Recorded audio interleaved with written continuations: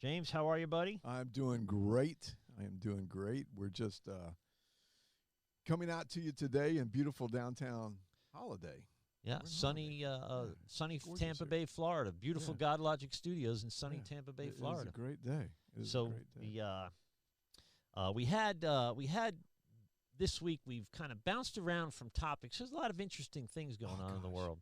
And right up until this morning, or last night or this morning, we were going to go with how everybody's kind of backpedaling from COVID now all of a sudden. But something even more interesting came up this morning. Yeah. While riding over here, listening to one of those propaganda channels, I won't name them. We might get kicked off the air for that. Yeah. But they started bringing up that the National Education Association, NEA, sent a letter to social media companies urging them to stifle propaganda. Yeah, right there. Anti-CRT propaganda, which of course they're not teaching. Anti-critical race. Anti-critical race theory. So they don't want the NEA, which is the National Education Association, right? Right. Wants social media giants, obviously Facebook and... It says right here, Facebook, Twitter, and TikTok. Yeah. So they want them to stop allowing videos that are anti-critical race theory. Videos, post. Look, you guys shut down on a post. It wasn't even a video. Yeah. It was a post. It was a post that you put out there.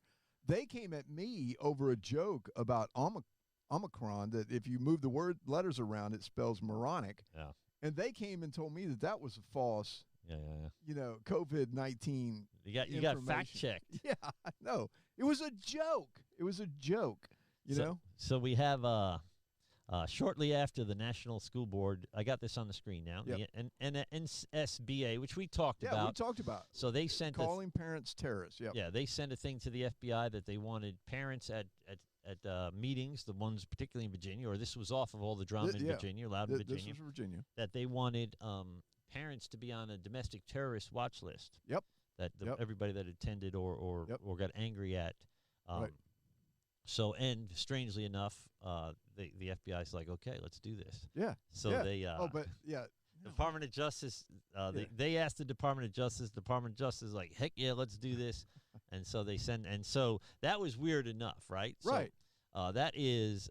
It is. You know that we're on that watch list. Yeah, I'm sure. You know that we're on that. It's strange to me that anybody would be okay with that, but half the country or a third of the country is like, yeah, we should be watching these parents. That we should be watching anybody. We should be shutting down anybody that disagrees with the school board, with the government school board. Like, screw you. What do you care?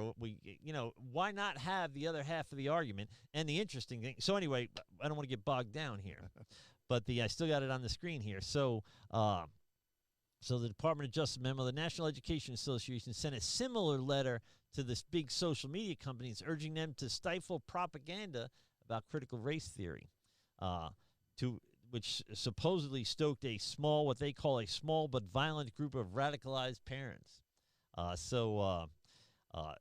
going to put it back on camera, but it's creepy, bro. So they're saying that first of all, the National Education Association, essentially the Department of Education, is saying don't come against critical race theory, and they're also saying, but we don't teach critical race theory. Yeah. So they are upset enough to want to fight any conversation about critical race theory. They want to suppress it.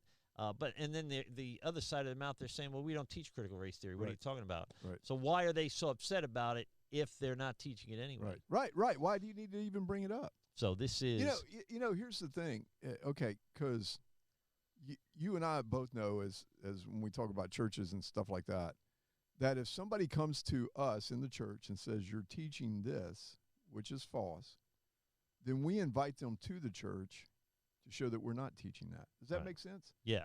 If somebody comes against me and says that, hey, in your training you said this, then I'm going to work on making sure that we understand it. Was there a misunderstanding? Was there something that was said that it sounded one way to somebody, but then what I meant to say was this right here?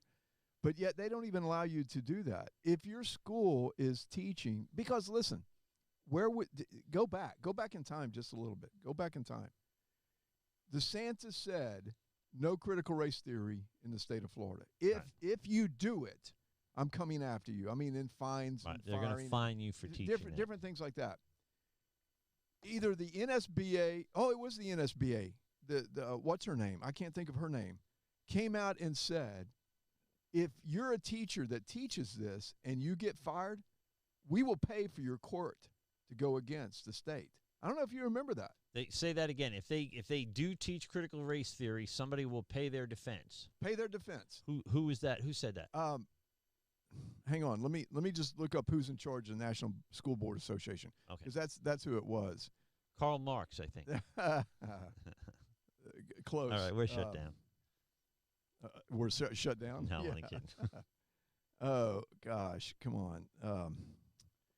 So they go ahead. Keep talking. DeSantis is saying you're not allowed to teach this in Florida, right? Yeah, right. And then they're saying, well, teach it and we'll defend you in court. So this is going to end up going to the Supreme Court. I think that's kind of how the stage gets set for these things. Yeah. So somebody's going to teach it. Somebody's going to get fined. Someone's going to file a countersuit against DeSantis or the government of Florida, and then ultimately it ends up in court.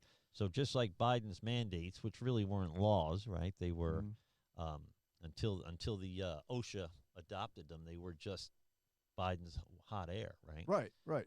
But people responded like crazy to it.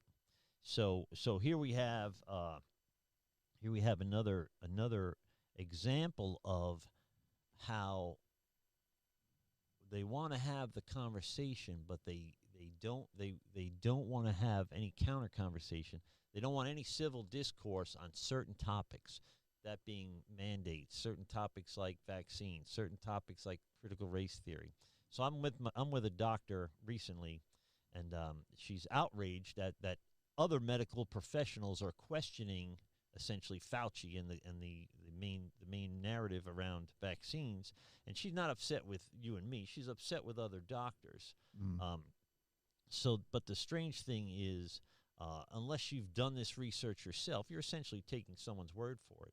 Those people are they're paid to do the research, and then you got to wonder who's paying them. So it isn't that I don't trust the science. I trust the science to the extent that the science isn't political, right? So it's not political, it's science. That's not true, because the scientists don't do this stuff out of the kindness of their heart. They're making money doing this stuff, right? So who's paying them to come up with these results? We already see, and this is kind of the conversation we were going to have this week, but we already see how Fauci comes out and says, well, the NIH or whatever says, the CDC says, we only have to isolate for 5 days instead of 10 days. They're beginning to kind of soft pedal the COVID stuff. They're essentially admitting we're not going to beat this COVID thing, which I said a year ago, 2 years ago, that everybody was going to get. It's just a matter of was the original narrative, not overwhelming the hospitals, protecting people who were more likely to die from it, these types of things, which in DeSantis's credit, to his credit, that's kind of how he handled Florida, right? So I think the reason we did well, or as well as everybody else in the country, without the draconian measures, is because we took care of the vulnerable first, right? We vaccinated the elderly first and the sick second, and then our healthcare workers, and the teachers. You see what I'm saying? So I think he did a good job of laying it out like that. Right. Well, okay, and going back to what we're talking about, Randy Weingartner, who's the president of the American Federation of Teachers, said that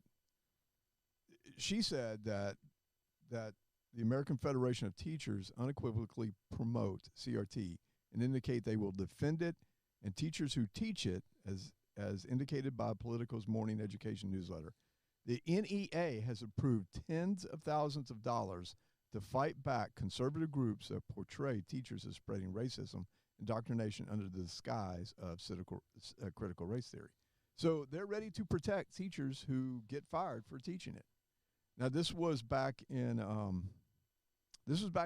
July of 2021. So probably during the same time that we were talking about this, because we have not stopped talking about this since we first started reading about it. And I'm going to say something. I was talking to somebody the other day, and they were talking to me about critical race theory.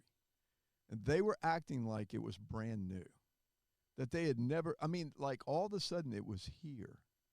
And I said, we have been talking about this for 2 years. Yeah. And that the government is trying to sneak this in. I've got other things to tell you. On critical race theory, because it will not go away. It will not go away. I've been talking about this for 2 years. Even the Southern Baptist Convention tried to put it into their bylaws, as this is a way that you handle situations at your church by following the teachings of critical race theory. They were shocked. They were like, I said, you're not listening to the go out and subscribe. Hey, please go out, click on subscribe, True Christian Talk. Oh yeah, give it a thumbs up. Yeah, share the content. Up, share it, please. Because we are getting shut down by all the social media places. They don't like us, and that's a red badge. Look, we have got to take a stance. We've got to take a stance. So anyway, back to this. They were shocked that Southern Baptists were looking at using it. I said, there's woke pastors out here that we talked about. Remember, we talked about David Platt. Yeah. And there's all these different people that were constantly bringing this to light, but now all of a sudden, the NEA is trying to get social media to come out now and start shutting down or stifle propaganda. They go against us on COVID. What do you think they're going to do when we start talking about this? If that's what they do, if they put it in there that that's their hate speech and all these things like that, what do you think is going to happen? Look, Facebook to me is almost dead. Well, what if we? All right, so if you extrapolate out, so they want to shut down COVID, and they could say because it's for our national health, right? It's a national emergency. Then they want to shut down opposition to critical race theory because it's in our nation's best interest. When does that? So do we rely on the government to draw these lines for themselves? In other words, what about when I say Jesus is the Son of God, and that's offensive to Jews and Muslims and every other philosophy or religion? Now all of a sudden, is that get shut down? So okay, why would we allow one side, especially the left, to define all the terms? Why do we continuously do that? Why do we continuously let this happen? Why do we continue to let this happen? I know that there's working on setting up free speech websites. God bless them when they come. I just joined Getter. Okay. I was getting ready to leave social media, but I feel like then I would be admitting defeat. Even though they hold all the cards, they kind of got me. True. I mean, if I don't tag people on Facebook, bro, I get 0 thumbs up or 0 likes. Nobody sees anything that I do. I see your stuff all the time. So yeah, because I tag my kids because they're the only ones willing to take the beating with me. But okay, so let's go back to what he that we were reading here. Let's go back to what we're reading because I'm gonna go through it real quick and just kind of give you the thing of it. Okay, we have 2 organizations here. We have the NSBA, the National School Board Association, who sent a letter to the White House comparing concerned citizens to domestic terrorists. The Department of Justice got into it and said, okay, fine, we'll start to watch these people. At the same time, now this is the other organization, the National Education Association, NEA, sent a similar letter to social media. Look, we talked about this. You and I talked about this. This is how Trump lost in the 2020 election, was because big tech companies got together and said, we have to guarantee he loses. We have to guarantee this. So now Becky Pringle urged the leaders of Facebook. She's the president of the NEA. She urged the leaders of Facebook, Twitter, and TikTok to combat online trends that have helped create a culture of fear and violence with educators as targets. Now you and I could get on that. You and I could jump on that. We would say, hey, anybody that does any type of threat of violence against any teacher or any person, we would jump on that. But she noted the alarming growth of small but violent group of radicalized adults who falsely believe that graduate level courses. Now, I like how they stretch this a little bit too. Keep reading that, because I have a problem with education, with our education system from K all the way through to PhD. It says the alarming growth of a small but violent group of radicalized adults who falsely believe that graduate level courses about racism are being taught in K through 12 public schools because of misinformation spread on social media. Okay, if you teach CRT, it is racism. Let's be realistic about it. It is racism. Yeah, because absolutely. you're saying that here are the privileged and here are the oppressed. What is racism? And you're saying, well, you're saying that all of one group is guilty of this, all of another group is guilty of that. So it is by definition racism. Yeah. Pringle praises the DOJ. Remember, the other organization sent a letter, the National School Board Association sent a letter to the White House saying that these people were terrorists. So Pringle praised the DOJ memo saying, we applaud this effort, and accusing social media platforms of having turned schools into centers of a culture war. She urged social media companies to put an end to this stream of propaganda fueling violence against our educators and our communities. This was the same thing that the other group sent to the Department of Justice saying, these people are scaring us. Good debate scares you. Good debate scares you. Listen, if we thought that racism was dead, we're mistaken. Because the left is using it as a baseball bat to try to divide this country. Joe Biden just went out the other day and said, if you do not vote on busting up the filibuster so that we can get through a law that the federal government will take over our voting systems, that you are but you're not Abraham Lincoln. Yeah, you're Jefferson Davis. You're Jefferson Davis, and you're not Martin Luther King. You're Wallace. You're George Wallace. So the none of this can be by accident. It just cannot, because so doesn't make sense that that there has to be a singular motivation behind it. Now there might be secondary and tertiary motivations along the way. I benefit from this, so I'll plug this a little bit or whatever. I always joked about being a conspiracy theorist. I think that, just the fact that they're backpedaling COVID all of a sudden, now that the Ghislaine Maxwell trial's over, that's awkward to me. Hey. That strikes me as weird. Look over here. Yeah, don't pay attention to what's going on over here. What has been going on the whole time that this virus has been sweeping the world is all these powerful people who were 2 years ago being implicated in sex scandals now aren't, right? Right. So now they know they name the women that but they don't name anybody that was involved in it really. Yeah. Right? And Republican or Democrat, American or British or whoever it is. Right. Something nefarious was going on and it just died and everybody just goes on. And I kind of do too. But it makes me wonder when I look at things like this. Now all of a sudden COVID is kind of we're willing going into election year to kind of roll back our adamant, bloodthirsty stance on COVID.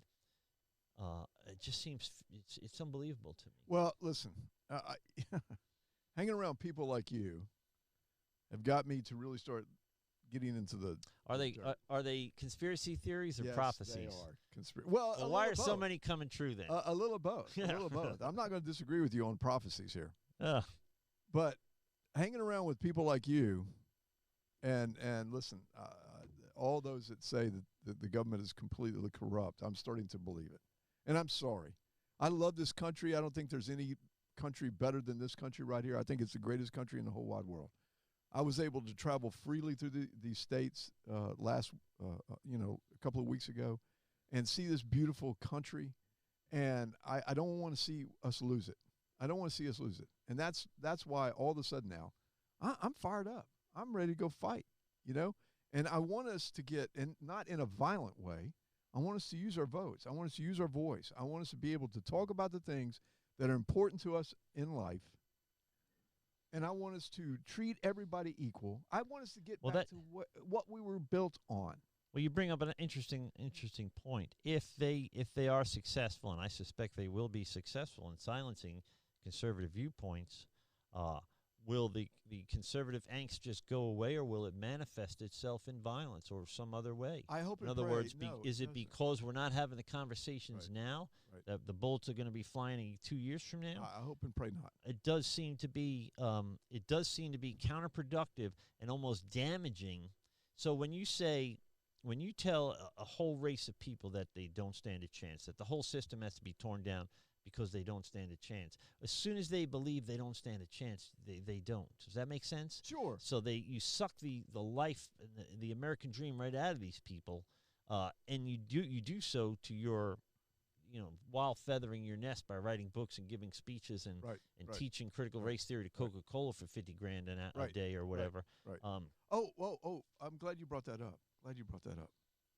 Talking about Coca-Cola spending money on critical race theory. The COVID-19 money that was given to schools to make them safe, where kids could come and study. You know what it was used on? Critical race theory. Go out and look. There's studies out there's things out there that show they have to tell us where the money goes, and it was to bolster COVID-19 money going toward CRT. Let me see if I could find some on that. Yeah, because I just heard that because it was a shocker. Because why? The school boards. There it is, right there. America experience. Schools get $130 billion to reopen and spend it on. And some of it went to CRT themed initiatives. 130 billion. Whoa. Yeah. Supplemented funding from the Biden administration to help safely reopen schools. Some of those dollars went to critical race theory. Yeah. According So to what does that have to do with COVID? Daily Wire. Now, this is a source I trust. I like Ben Shapiro. I don't always agree with him, but I like him. Yep. So how much of that 130 billion went to critical race theory? I don't know. I don't know. And I mean, but that is the thing that we're starting to find out. Because they're asking for more money, and when you look at it and go 130 billion, why do you need more money? Explain this to me, And all right, Chicago spent 32 million on that money to comprehensive cultural responsive curriculum through the critical equity initiative. What is the equity initiative? Milwaukee 24 million, California 1.5 billion, New York. It just keeps going. Well, that stinks. Listen, Buffalo 1.2 million. People, please wake up. They're coming against us. I hate to say this because, okay, wait, let me go back to another thing that you said. If I continuously tell you that you cannot make it in this world, what should we be doing as Christians? We should be telling people that is a false teaching. That is not true. Right. That so many people think that God wants us to sit on the sideline and sing Kumbaya. All right, let me ask you this. Prior to the establishment of the Department of Education, it was like after the Civil War, like 1867. Mm-hmm.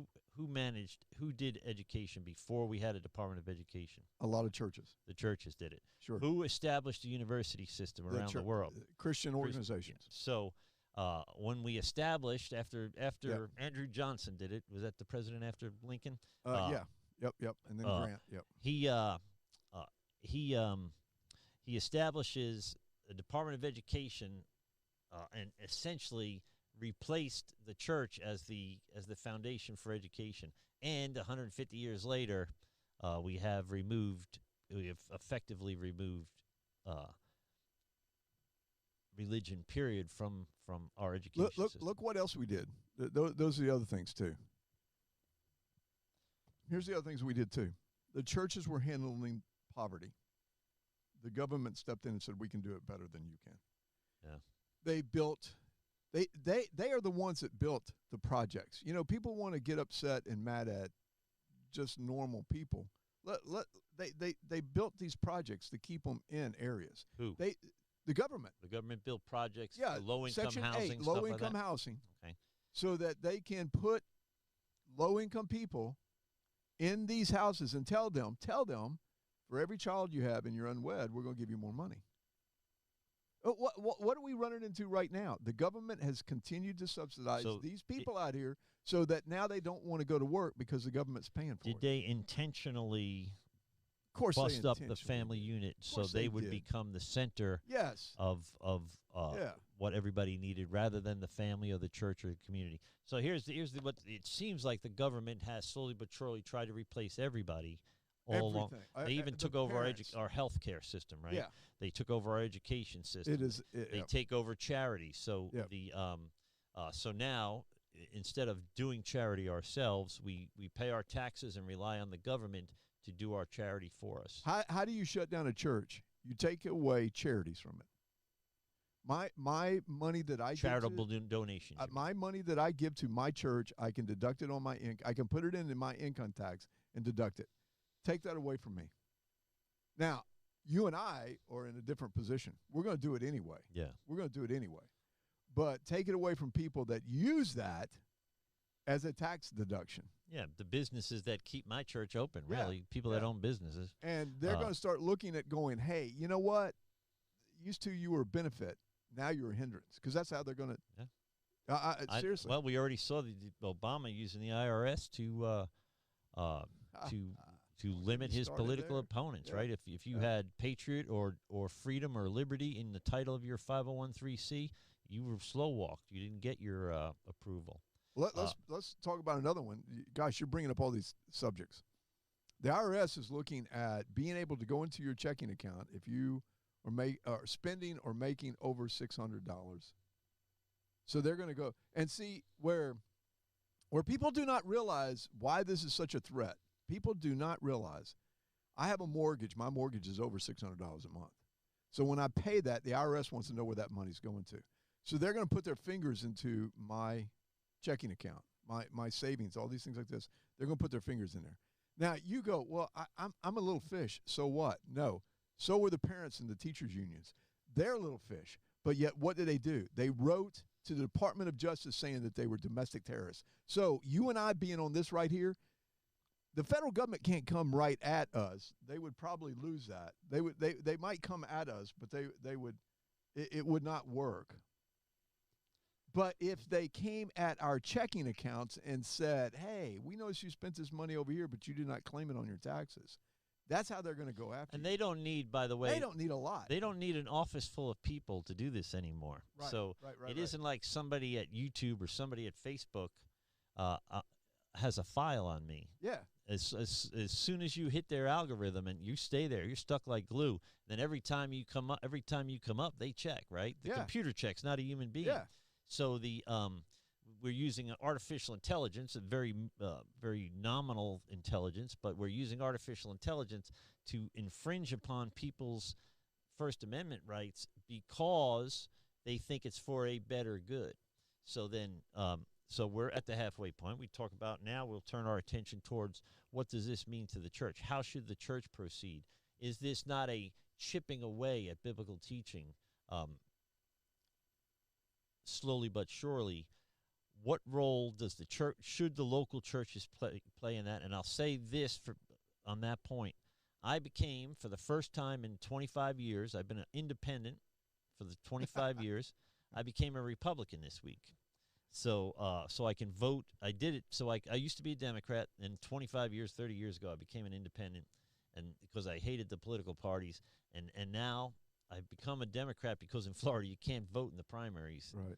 Unless you're a Republican or a Democrat, right? So independents don't get to vote in primaries. So in order to be more plugged in, I think for myself to be more plugged in local politics, which I think is where I'm going. I think the church Christians need to be more plugged in. Not forget the federal government. The day is coming where the state government is going to be protecting us. Protecting our rights from our federal government. It's already begun. It's already started. Yes. So your local governance is going to be the most important governance in your life. Right. So now more than ever, Christians need to plug into their local politics. Exactly. Screw Congress and Senate and the next president. They're all snakes. We need to be, and the only way we can really manage the power that we give these people is to do it on a local level. Absolutely. Look what we have accomplished with Governor DeSantis. I mean, look at what we have accomplished. You know, we're so lucky to live in this country. I mean, and in this state, because of the things that he has done as far as, and let's just be perfectly clear.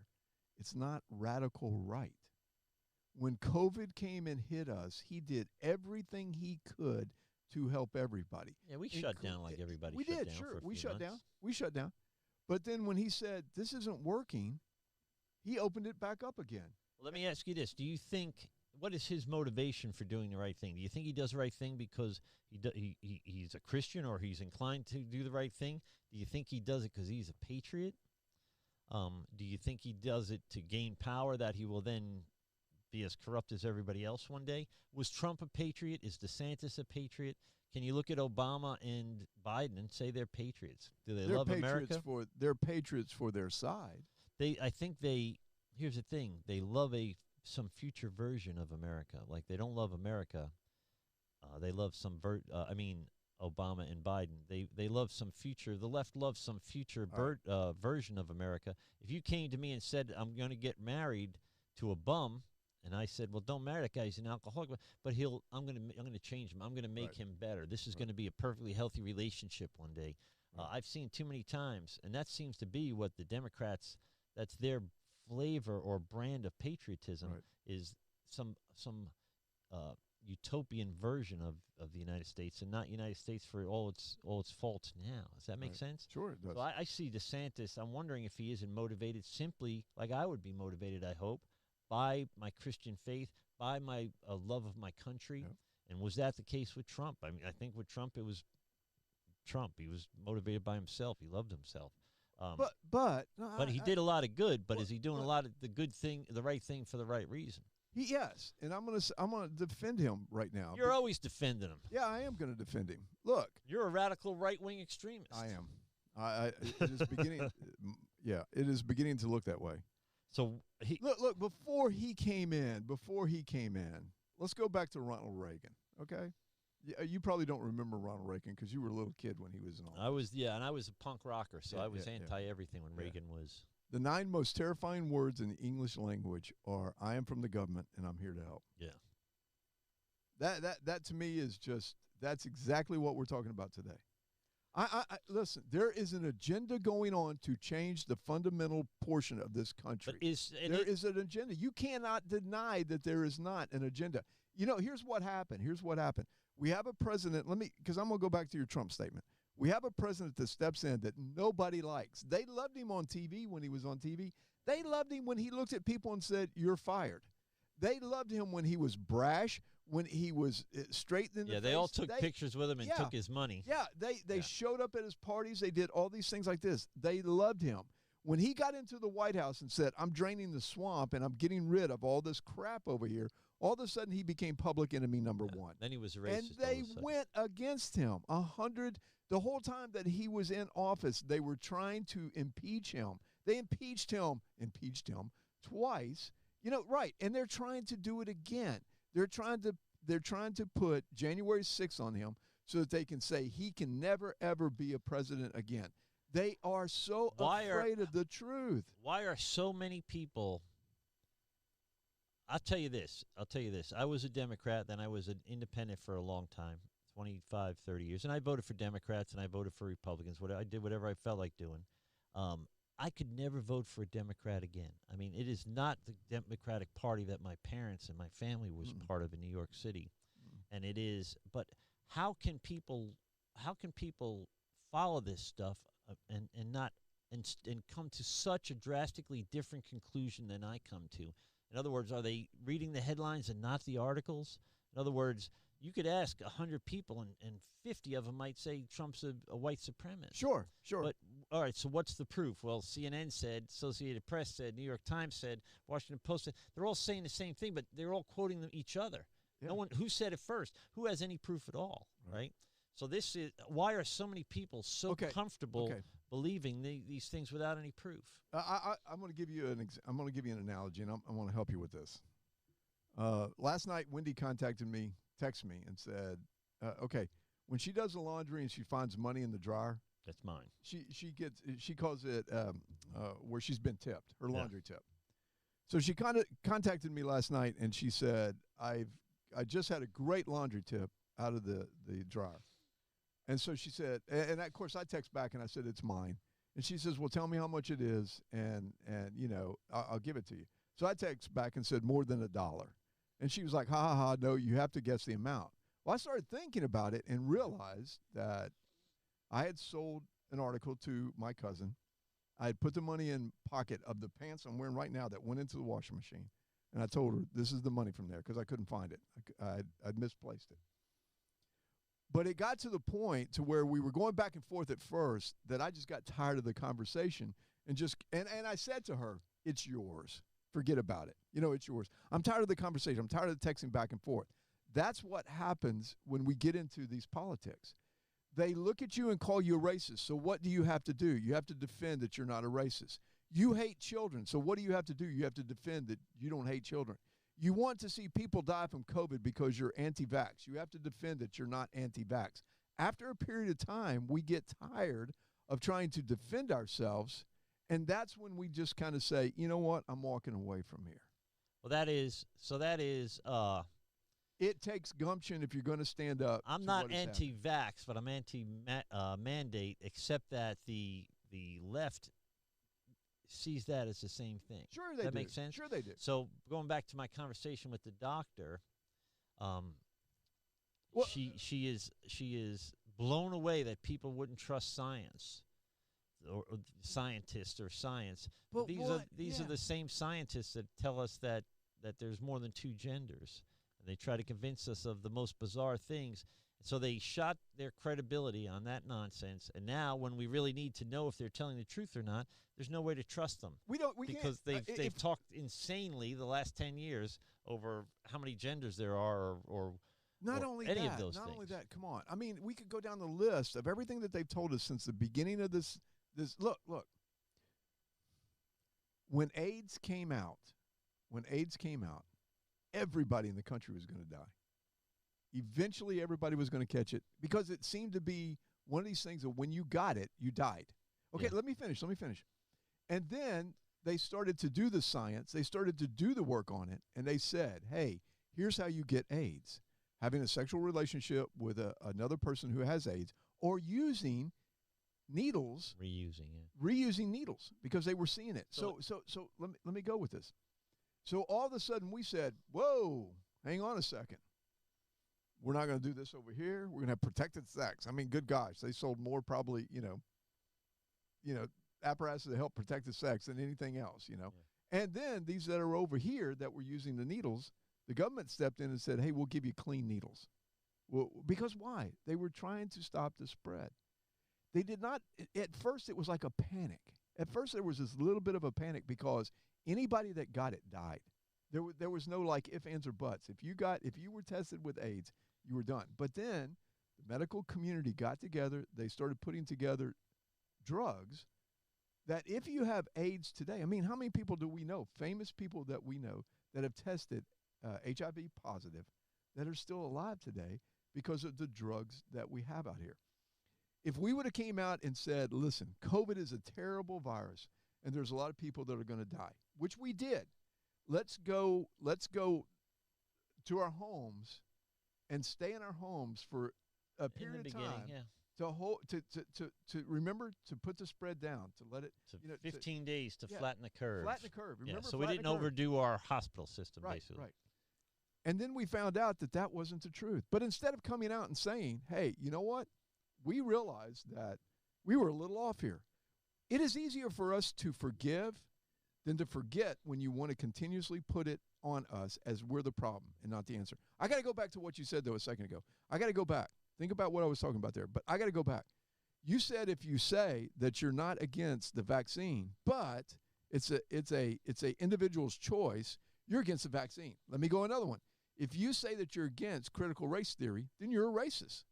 If you say that you're against men who say they're transgender participating in women's sports, you're homophobic. So why do you think that so many people are willing to take such a shallow logical dive? So somebody that is racist is clearly going to be against critical race theory, except that not everybody that's against critical race theory is going to be a racist. Does that make sense? Mhm. So, and we look at the vaccines. I'm pro-vaccine, but anti-mandate. Mhm. But anybody that's anti-vaccine is going to be anti-mandate as well, right? Yeah.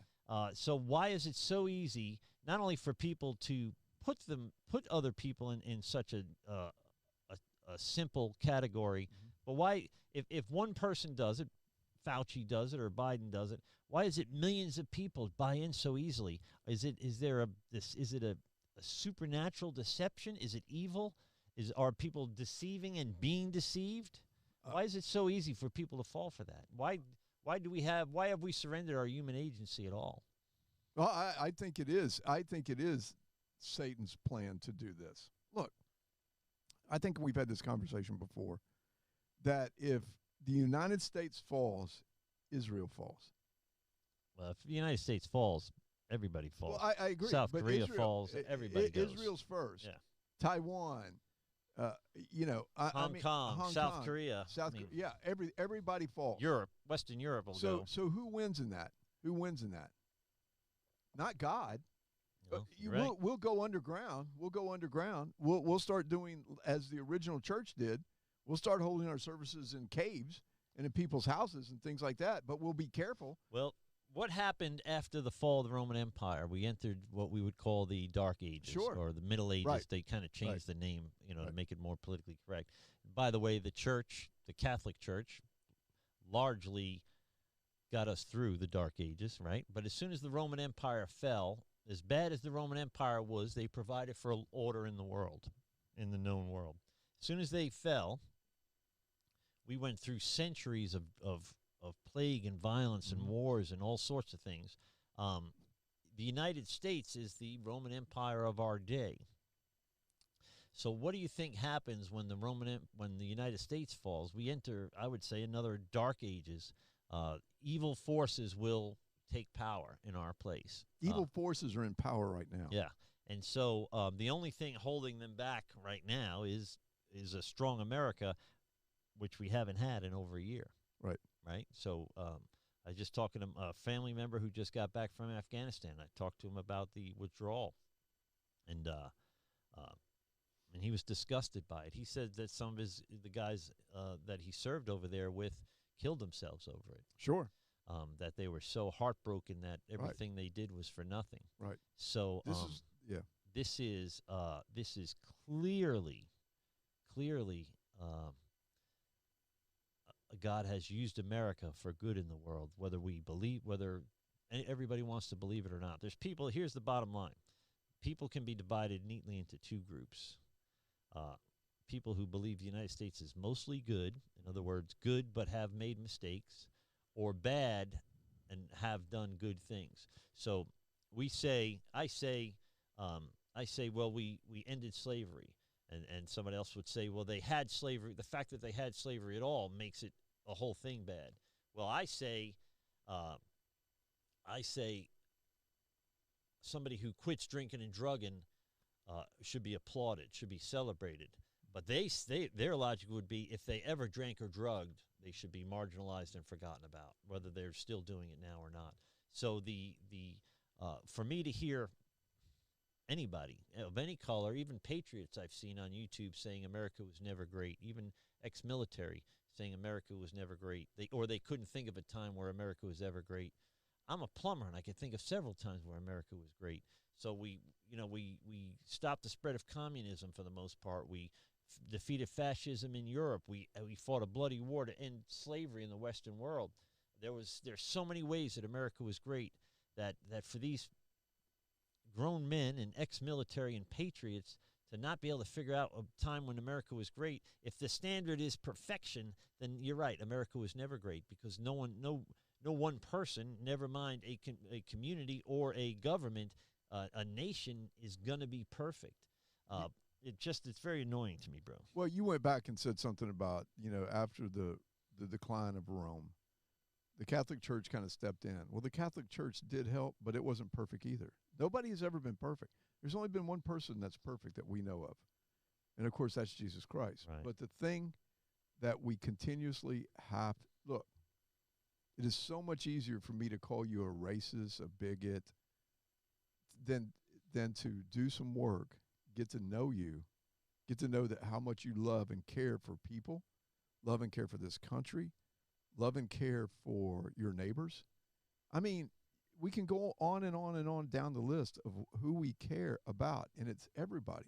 Look, would we love to see North Korea go from the communist country that it is to a some sort of Republic Democrat type environment, or a voting system or something like that? Yeah. Why would we want to see that? Because we have shown that communism does not work, and there are people over there dying every day of starvation. I'm not talking about them putting them in concentration camps or things like that, but dying of starvation because they can't get food. Right. I mean, that's one of the reasons why China don't. Okay, I was listening to a guy yesterday, and I know I kind of like jump around, but I was listening to a guy yesterday that was talking about the reason why Putin is saying that he wants the Ukraine is because that's where their original capital was. And that is where the Roman church came in and blessed Russia. Okay, okay. Is this what we're going to continue to say, that China is saying that she wants Taiwan back because it was originally one of hers? No, they want it because there's money there. They want it because there's capitalism there, and that's how it will help their economy, because their economy right now is in dire straits. So, it's just one of these things of where we have to understand the true meaning behind what is going on. If the United States falls, this world goes into chaos. That's just all there is to it. And if you can prove me wrong or prove Kevin wrong, please contact us so we can go. You can come on the show and let's have a good conversation, not a screaming match. If you look at me and say you're a racist or you're anti-Chinese or something like that, then I'm anti-Chinese. Yeah, then I'm going to turn you off. I'm going to flip the switch and just not have you on here, because the thing of it we're trying to do is look at this in a godlike conversation, something that we can talk about where Christ loves the North Koreans just as much as he loves you and me. And some people have a hard time with that. But that is the truth. Christ loves us, everybody. Well, here's an interesting thing to kind of bring this whole thing into perspective. This is a satellite image of the Korean Peninsula, and here, see if I have my little pointer thing. Here you see North Korea with almost no electricity at night. Here's a better example of it here. Here you see South Korea, the democracy, the free market South Korea. You can see the advancement, the the infrastructure they have, the success that they've had. Right. And here's North Korea. And Pyongyang has electricity and almost nowhere else does. Right. This is the difference between socialism and a capitalism, a free market. Yet we'll wrap it up here in a minute, but I say it over and over again. How in the world can so many otherwise intelligent people be so deceived if it's not eschatological, if it doesn't have to do with the end times and how people, how a powerful delusion will be set upon people that they wouldn't believe the truth? How else can you justify? How can you justify the things that the conversations that I have and the things that I see with people that are smart people? Right. But they think that this time, I'll show the picture again. They think this time socialism or communism is going to work. I mean, look at that, the stark difference between South Korea and North Korea there. It's just heartbreaking that so many people are deceived, and I think they're deceived because they've allowed separation between themselves and their Creator and their religion and their faith in America. So there's so much air. We are so soft in our Christian walks now that it's easy for us to be distracted by this foolishness. And the closer we move to our relationship with God through Jesus Christ and a scriptural worldview, the more impervious we seem to be to this kind of insanity. I mean, I'd like to see a study where Pew probably has a study where people within the church, Pew does a lot of Christian-centered research, but there is people who are centered and grounded in their faith in a local church in Christ tend to view these things more logical than people that don't and think that there's more than two genders or that socialism or communism is going to work this time. I think we're misled because we want to be misled. Well, I think that let's go back to just Genesis when the serpent approached Eve. He enticed her with power and knowledge. You'll be Did just God like really him. say, yeah? Yeah, you'll be just like him. He's afraid of you saying something like that. That's what we have told these people, that they're their own God. And so if they're their own God, they just they don't listen to anything logical at all. It is. So we as Christians say that fear of God is the beginning of knowledge. I heard Jordan Peterson give a little talk on this recently. Yep. And I'm not sure how Christian he is or not. I'm a big fan of Jordan Peterson, but we look at the writings of, say, Nietzsche, who said God was dead, and we celebrate that he said that, but he didn't say it because he felt he was set free or that we were set free from that dogma of a creator God. He said it as a warning, right? He warned us that because God is dead, the 20th century will be the bloodiest century in our history. And what was the 20th century but the bloodiest century in our history, right? So we love to misquote Nietzsche, and I'm not saying he was a believer, but I'm saying that he knew the downside, the negative side to a godless society, but we embraced his philosophy like he was leading us that way. He was warning us not to go that way, I think, in a lot of ways.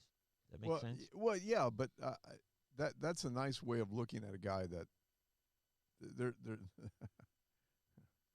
we might disagree about Nietzsche on some things, because he was not a Christian by any means.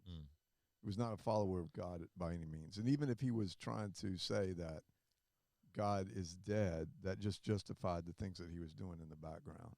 Okay, does that make sense? Yeah, that he was. Because if I have no responsibility to follow somebody that teaches the rules, the commandments, all the different things like that, then I can justify anything I do because I'm not following anybody. And that is, I think that's true. But if you read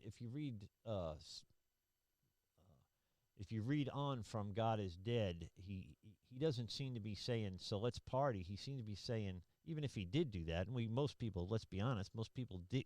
I went through a long period of that in my life. Sure. I mean, that's how I justify it. So but he was warning us that this is not going to be good, right? And yet we ran after that darkness like it was a blessing. We've run after darkness. The sin that we see in this world, the things that are going on right now, the lies, just the lies, the accusations, what we were talking about today, it is only a matter of time before not only NEA starts wanting big tech to shut down critical race theory, somebody's going to come along and want to shut down churches for preaching the way that they preach. I am pro-life. I'm going to preach that for the rest of my life. If my church comes out and does a sermon on pro-life, there's going to be somebody insulted out there. Right. And they're going to look at it as hate speech. If our church says that the marriage is between a man and a woman, biological man and biological woman, somebody out there is going to say this is hate speech because it's against homosexuality. That's just how destructive and how really just evil that is, because they don't want people to be able to talk. They don't want people to be able to speak the truth. They don't want you speaking the truth. You've been shut down on Facebook, because of you speaking the truth. So we're just going to continuously run into that. And whoever preaches what they want to hear, pastors who come up and say, I've been all wrong, I've been preaching to the whites, and I haven't been preaching to the blacks. Well, I didn't realize that the Bible had two versions. And the Paul warns us that they will not adhere to sound doctrine. They will not receive sound doctrine, but will listen to whoever tickles their itching ears, right? Yep. So but we could wrap it up here. But it is. I don't know. I mean, I'd like to think it was all a bunch of different problems, but it seems to be a singular problem. It seems to be different tentacles of the same beast. Sure. So all these weird things can be traced back to not just anti-conservatism, but anti-Judeo-Christian. Sure. Does that make sense? So, and if you're going to defeat, and we've said this before, but if you're going to defeat conservatism in the United States, you're going to have to defeat the church first, cut the head off the beast that you see as the beast, because our conservative values, America's Americana is a Christian, a largely Christian or Judeo-Christian experience, and a lot of people don't like that. Well, even if you so don't, it all comes back to the church. Even if you don't, and I agree, I'm not disagreeing, but even if you don't, you do not claim to be a Christian, if you have the Christian values in your life of where you want to be a responsible parent, you want to have freedom to work where you want to work and do these type of I mean, all those things that are involved in freedom, drive where you want to go, live without a mask for the rest of your life. If you want those freedoms, even though you're not a Christ follower, you need to come over to our side. Because Christ gives us a freedom. That is the thing that I don't think people understand. Christ gives us this incredible freedom. Just an unbelievable freedom. I think if it's been a while since you've been to a Bible-centered church, I'm not talking a church that has a gymboree for the kids and a Starbucks and an awesome worship team, but a church that preaches the gospel. Does that make sense? Wait a minute. Yeah. Close. Tread and set carefully. Yeah, tread but carefully. You guys you got all those things, and you preach the gospel, I hope. Yeah. So I think we need to get back to local churches, a church family. Mm-hmm. I think we need to build community around those local churches. Amen. I think we should no longer be relying on a men's group or a women's group. Sure. But we should be having these groups on our own at Right. Starbucks or in the park or at wherever. We need to live the gospel and stop trying to be. If it existed, Americans would attend a church that had a drive-through window. Sure they would. I mean, if it was quicker, and less more convenient, and less inconvenient. If we took away the moral precepts that go along with a sound gospel message, those are the churches that have 30,000 people in Houston on a Sunday, right? Well, but I'm not going to say who I'm talking about, but it's in Houston and it's on Sunday. Yeah. We do that. We put it on the computer. Yeah, and I have. We put it on the computer. We're looking at that here now. That is drive-by religion. And to make, we got to wrap it up. But to make matters worse, once you get used to us being able to preach over the computer is temporary, because the second they don't like what you say in your gospel message, they'll shut you off until they have filtered out everything that is truth in gospel and only have the weak gospel message, the one world gospel message that will be allowed, the one that doesn't say that Jesus was the Son of Christ or doesn't mention the Trinity or Jesus was the Son of God, or he's doesn't the mention only the way. Trinity. Yeah, you got to stop saying those things for that day is really close to coming. Oh, yeah. So anyway, we got to wrap up the show here. It's been an hour. I want to thank you guys for watching. Please subscribe. Get this information out there. We honestly, be brutally honest, we don't get a lot of views, as many as we did in the beginning, because Facebook and YouTube are kind of onto us now. So we need you guys to break that algorithm for us and start sharing this stuff. You want to be on the show? Contact us, truechristiantalkinfo@gmail.com. You disagree with us, come on the show. You agree with us, come on the show. You're funny, come on the show. Feel free to engage in this, but we got to get this message out further than just the handful of people. More people need to be, if we're going to do this, I really want to do as much good moving forward as we possibly can. So that's gonna rely on not just us spoon feeding you this information, but you then spoon feeding your neighbors, right? Let's do this together, and let's build this thing together. Let's build this community. Yeah. We love you guys. We'll see you next week. I don't know what the heck the topic is, but I don't know. the news never disappoints. No, it does not. We always end up with another weird topic. Yep. We love you guys, and we'll see you next week. God bless you. God